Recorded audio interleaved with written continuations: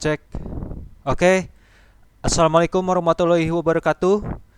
Oke, di sini saya akan menjelaskan tentang alasan upgrade dari i7 Gen 4 menuju i7 Gen 8 itu pilihan paling perfeksionis dan sanggup taklukan atau kalahkan i3. Oke, tanpa basa-basi lagi, di sini saya akan menjelaskannya dengan to the point-nya saja.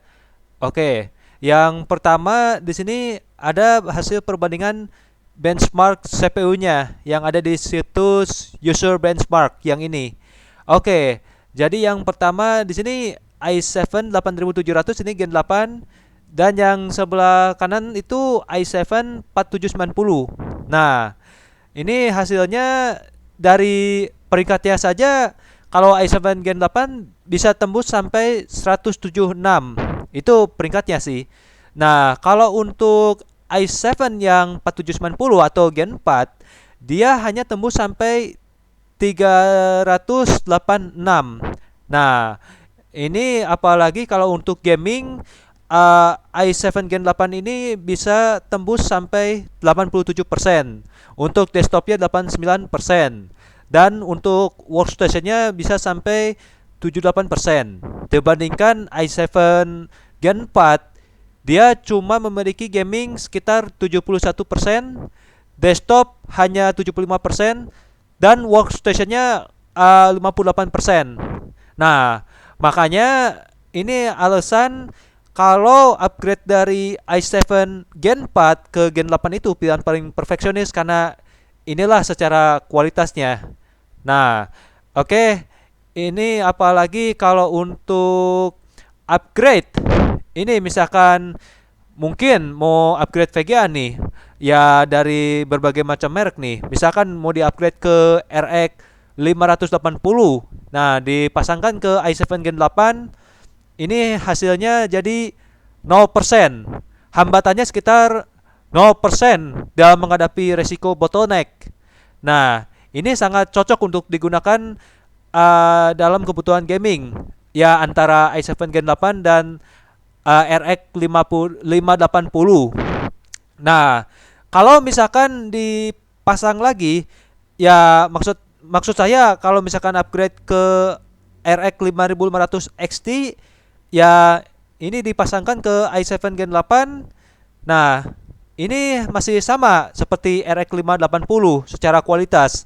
Ini RX 5500 XT masih 0% dalam hambatannya, yang artinya masih aman dari resiko bottleneck juga kalau dipakai proses gaming. Nah, jadi i7 8700 atau Gen 8 masih cocok menggunakan VGA antara RX 580 dan RX 5500 XT. Nah, itulah alasannya i7 bisa dianggap paling perfeksionis termasuk i7 Gen 8 yang saya bahas tadi. Oke, dan terakhir di sini untuk i7 Gen 8 sanggup kalahkan atau talukan i3 Gen 10, dan inilah pemenangnya tetap i7 Gen 8 dibanding i3 Gen 10 karena i7 Gen 8 punya skor sekitar 45 poin, sedangkan kalau i3 Gen 10 cuman sampai 42 poin. Nah, ini alasannya bisa jadi pemenangnya i7 Gen 8 dibanding i3 Gen 10.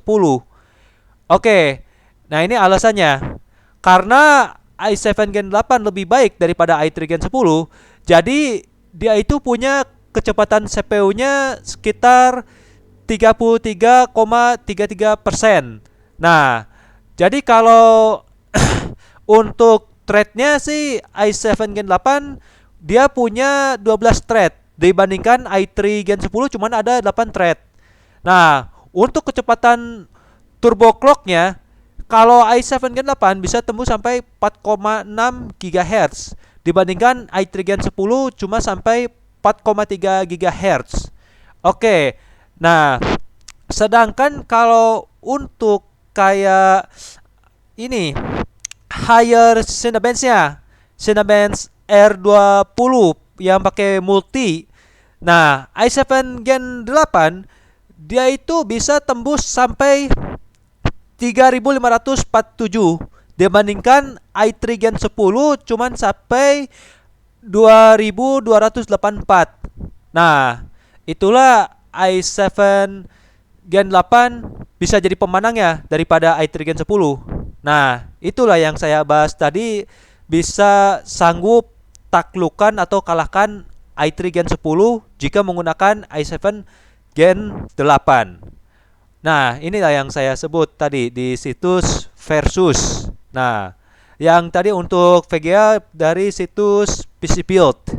Ini juga sama dari PC Build. Oke, sekian. Ya, mohon maaf apabila ada kekurangannya yang saya jelaskan tadi di sini. Silakan berikan sebuah saran dan kritik. Tinggal chat saja di kolom komentar. Ya, kalau gitu terima kasih banyak atas perhatiannya. Wassalamualaikum warahmatullahi wabarakatuh.